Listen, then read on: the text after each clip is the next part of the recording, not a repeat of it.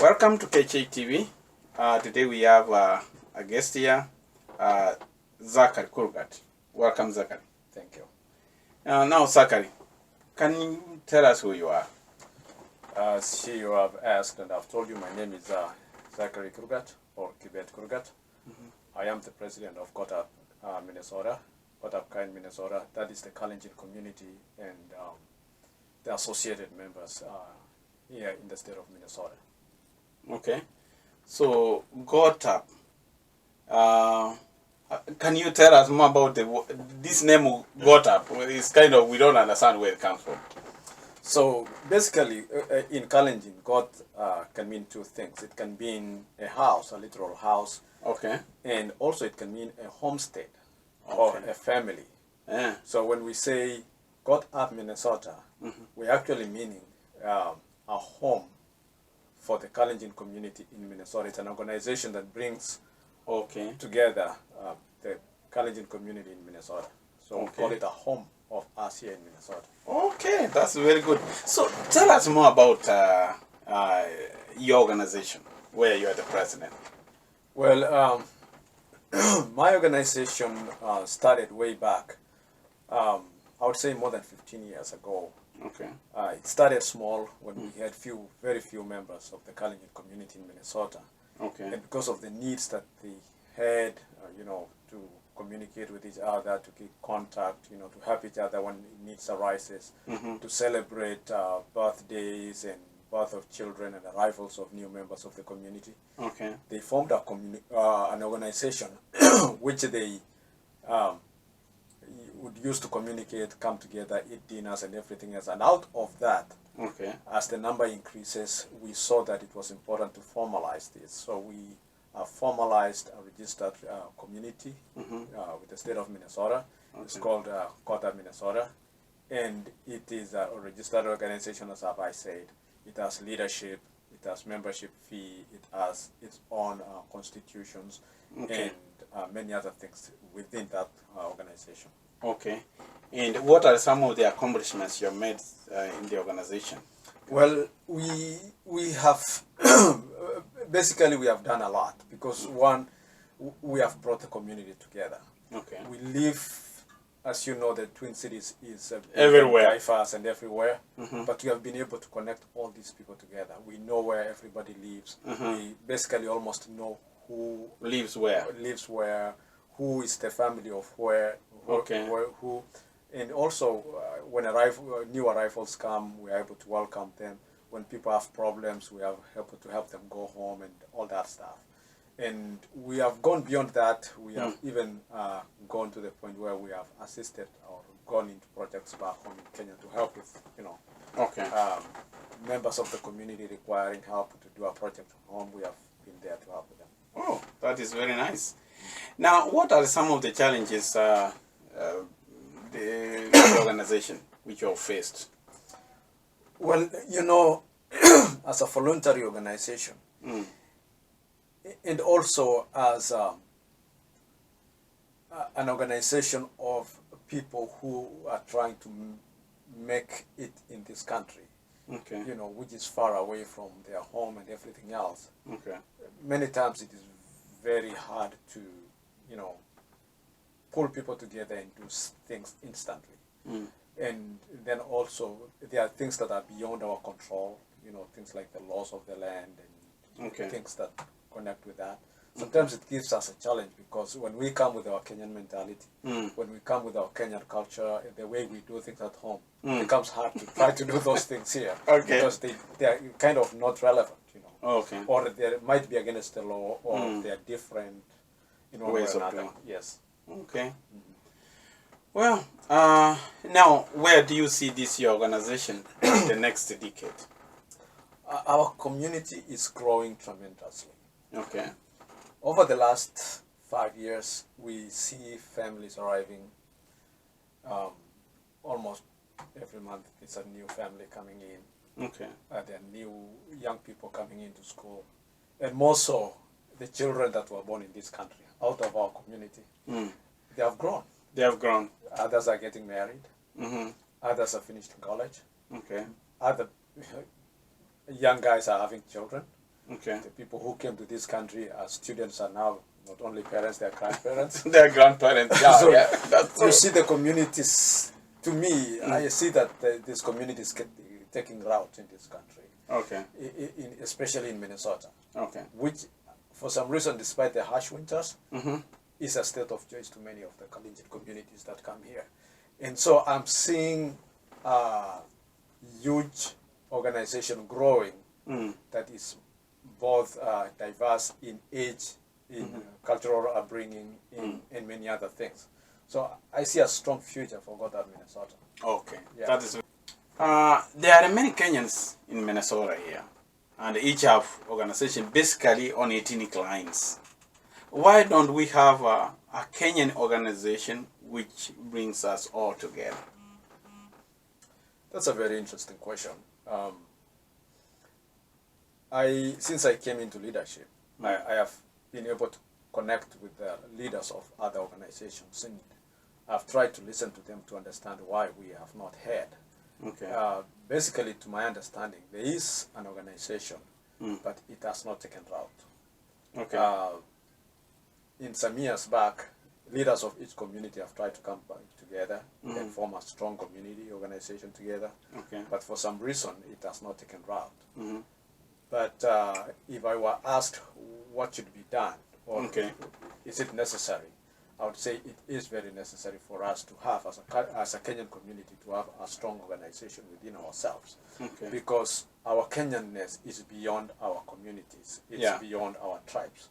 And that's something that I'm aspiring to see, that in the near future we can bring all these leaders together, bring the Kenyan community together, and go beyond our barriers that we unfortunately brought across the Atlantic with us to this country. So what are some of the strategies you think you need to be employed to bring the Kenyans together? Basically, it is the honors of the leaders to cut across the barriers and reach out. Where I have seen that many times when we have issues, like in my community, when we have probably losses like deaths and whatsoever, we see other people coming to us and helping us. We see when we're having prayers, when we're having fundraising, they come together. Yeah, and that's a very good way of breaking these barriers. If we can go beyond, our barrier lines, go to other communities, organize issues, or whenever they have parties or wherever they have their own organization meetings and whatsoever. If the leaders can call or ask leaders from another community to come and be present and welcome others to be present. As I said, there are children who are brought up in this country who don't know these cultural lines that we are talking about. You are talking about. Yeah. So these are the people we need to interrogate and interrogate them together, bring them together so that we can do that. So, one, we need to participate in doing things together.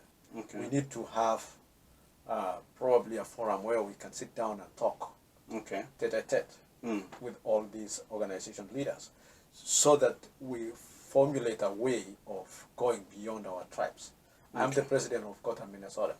I need to go beyond this and be able to participate in community, in the Mwenyegetinga community, in the Kamba community, in the Kikuyu community, and I need that also to occur in my community. Yes. Okay.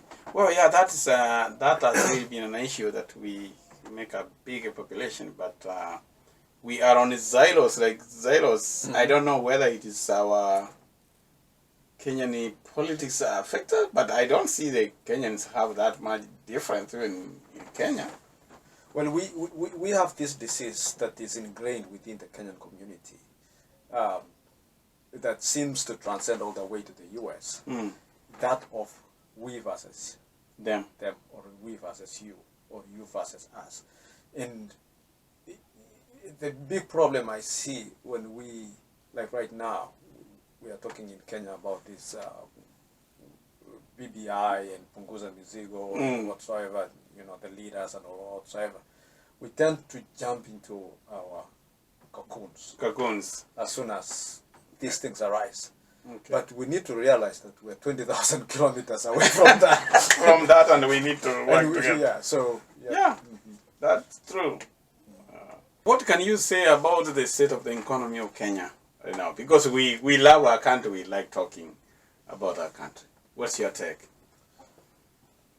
It's a very interesting question because one, I cannot tell you exactly how the state of economy is. I've been in this country for more than 15 years, and I go to Kenya once in a while. Yeah. But if you ask me the difference between the economy at that time and what I see when I go, or what I read and what I hear, I can take it in two ways.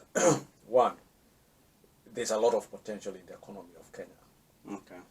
And number two, the report that we get from Kenyans is that the economy is not very good.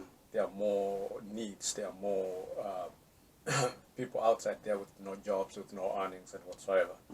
But then we also see in the media and everything else, roads coming up, railways and infrastructure coming up, you know, the ICTs and everything else. You are seeing the economy could be growing, but my question is how is it reflected in the common mwananchi? Okay. So it could be growing, yes, but it might not be felt by the common Kenyan at this stage. Okay. Yeah, and one of the things you have heard people talk about in Kenya is the rampant corruption in the country. Yes. What are some of the remedies we can have to fight corruption in Kenya? If you were given a position to advise the Kenyan government. Corruption is a disease that has started way back. I would think way back even immediately we got independence. Yeah. And we do not want to lie about it. It's been there. And it's not like the government doesn't know this. It knows. The government knows this, and probably it's the corruption that has been institutionalized to keep the government going. You know what I mean? Yeah. That those people who are in government require corruption for them to remain in the government. To remain in the office. In office. Yeah, okay. If there's no corruption, they will not be in office. And that is the problem. What can we do about this corruption? One is to acknowledge this corruption as a problem. Not only at the lower levels, but even high up in the echelons of the government. Two, the rule of law. The rule of law must be applied. And how do we do this? If somebody once made a joke and say, why hire a lawyer when you can buy a judge? Exactly. You know, why hire a lawyer when you can buy a judge? When you can buy a judge. So to me, it goes to the enforcers of the law in Kenya, starting from the judicial system. If they can put their foot on the ground and say nobody is above the law and prosecute rightly without being corrupt. Yeah. Number two is the investigators of, you know, those who investigate corruption.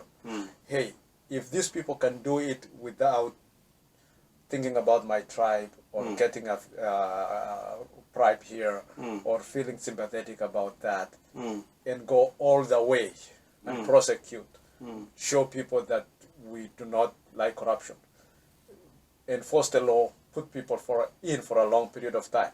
I used to make a joke and say, if one day God would make me the president of Kenya,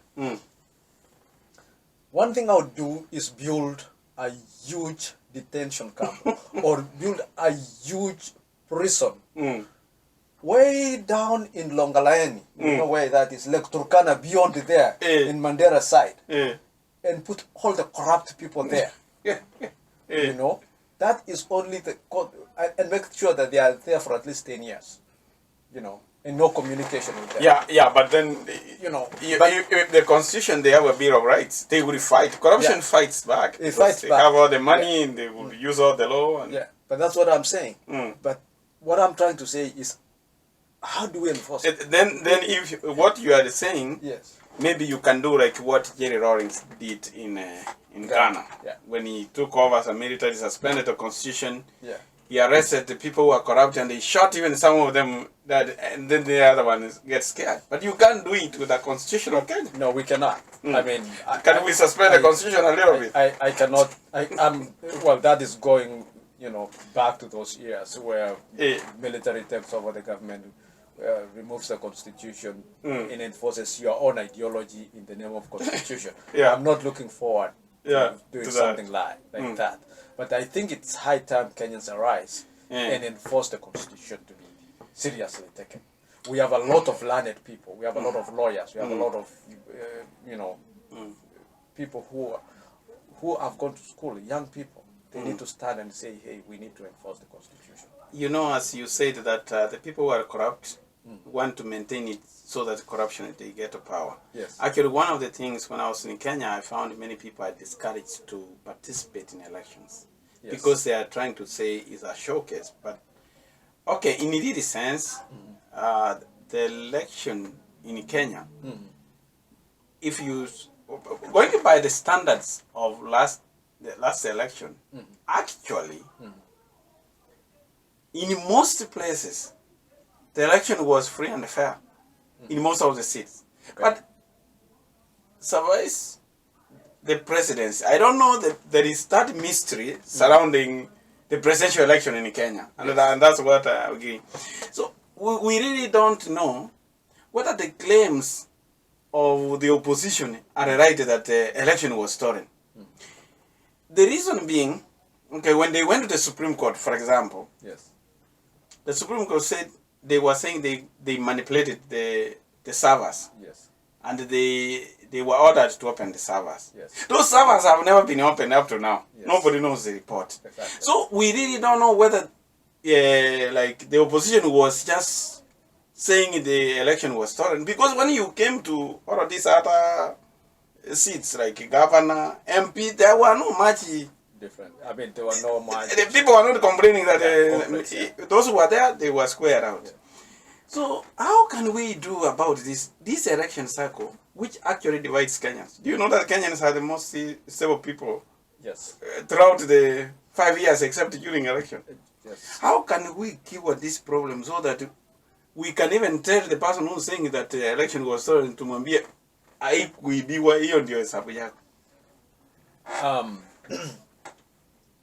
think one of the main reasons why we went into constitutional changes in a few years, like 10 years ago, was trying to address this issue of leadership, especially at the top, which falls back to the communities and people fight because it's your man versus my man, your woman, especially up there.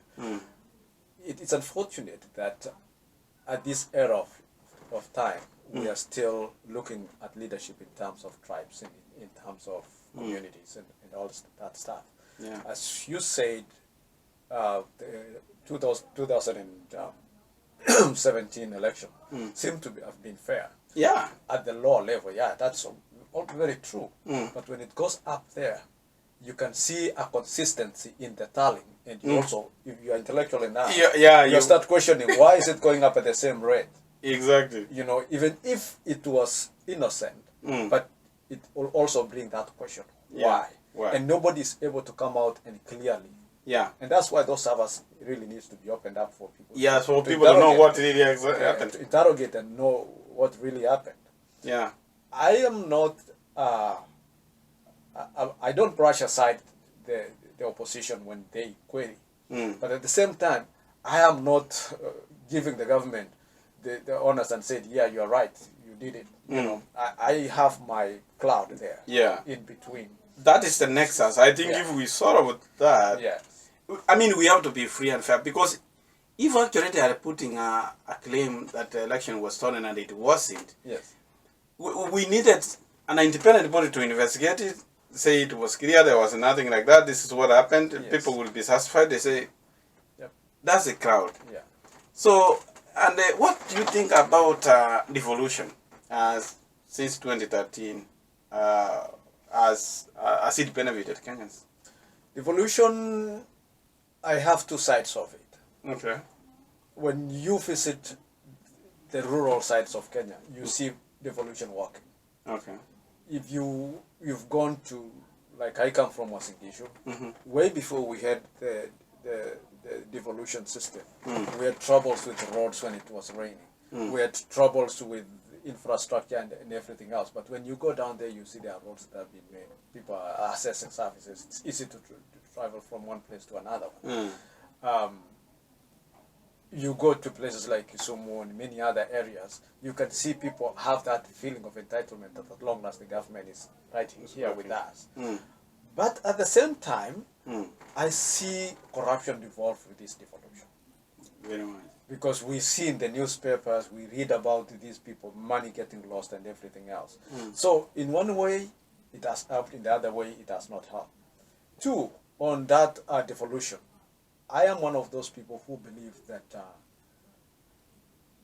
that devolution needs to be relooked again, because the units that have been, for example, the 47 counties, some of the counties are not viable.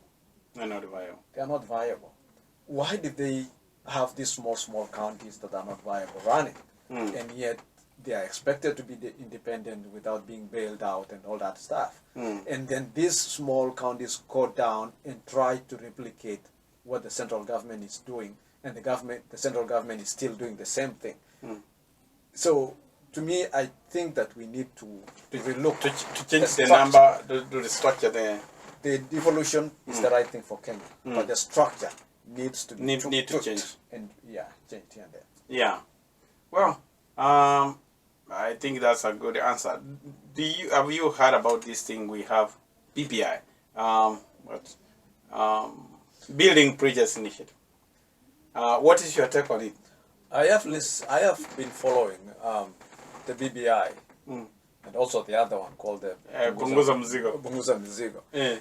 Yes, and I tend to think that one, I think, let me just go back to before the BBI, the handshake between Raila and the president, Uhuru. It was a good thing for Kenya because at least it settled down the dust and settled down the high fevers and whatsoever, and allowed people to go back and do what they are supposed to be doing, running the economy, taking care of themselves and children and everything else. But when they came up with this initiative of BBI, Bridges Initiative, my question is, where is it entrenched in the law? That's my question. Okay. Is it a parliamentary initiative? Is it... It was an executive order. It's an executive order. Yeah. What does the Constitution say? About that. That is my question. But then, the goals, the steps, and what I hear about it, to me, it is a nice thing. Okay. But it has to be entrenched within the law. It has to come from the parliament and the state and whatsoever. To me, it tends to be a two people or two parties initiative. I know it was an executive order by the president where he outlined that there were 9 issues. Yes. It has to do with corruption, inclusivity, election violence, equitable distribution. I think even devolution is in there to look at those issues and get, a president has those powers. Then the report he brings in, just like a regular report, you have got all, and then it will be discussed in parliament and whatever they will do with it. Then it will be on the law. I understand what you mean. But I'm looking at the bridges that it has to cross, because I'm seeing it being brought to the parliament and people saying we don't even know how it started anyway. Yeah, that's why I say it looks like more of a quick fix. It's a quick fix, yeah. Because and then I addressed it in another issue. This is what my take is, that Kenya, we like quick fix. Yes. When you see so many things we have done, even when we had the constitution, when Kenyatta was in his sunset years, there was a group of people who wanted to do a quick fix to change the constitution to bar the vice president from ascending. But it did not work. So when Moin came, it was loosely, even they had repeated at independence we were a multi-party country. Yeah, we were. Then it was changed to one-party state. Yes. So we agitated for multi-party, and then we repeated Section 2A. Yes. But we left some things hanging. Yes. So Kenya, we have been leaving things quick fix. even the BPI is a quick fix. Like you remember the IPPT? Yes. They passed the commissioners, yes. they thought they had fixed. Yeah. But that thing was not entrenched in law. As you were saying, that even the BPI could have been entrenched into law first. Yes. Then when Kibaki exploited that, he said he chose all of the commissioners. They were crying. They were told, no, that was a gentleman's agreement. So how can we come out from the BPI that we address the really problem of Kenya? The one I fear most about this election, when it comes to election, that's where the problem is. Yes. If we can fix the election, that's where we can. But as you say, corruption. Corruption, the corrupt people have the money. They corrupt and have the money. And they will have their way in election. Yes. What can we do so that really good leaders are the one running? Because we can have a good leader, can't run. Even if you are a good leader, you don't have millions to... Yeah, I understand nowadays, before you run for parliamentary seat, you must have at least 200 million. 200 million, I think. To run a parliamentary seat, because you should have enough money to buy people all the way there. Party level, and then even buy down the further level. Yeah. In you know, like I come from a constituency that is less than 100 square kilometers. And the funny thing is that during elections you see aspirants hopping from one place to another one using a helicopter. It's like, what? Why do we need helicopters? Why do you need a helicopter to run a constituency you can cover in a day? In a day. But sometimes you see helicopters lining, in the sky. They are only seen during elections anyway. But during this other system, they are busy making money. Yeah, even if there's an emergency requiring a helicopter, you'll never find any. Okay. So as you said, as you asked, what do we need to do to make sure that we fix this?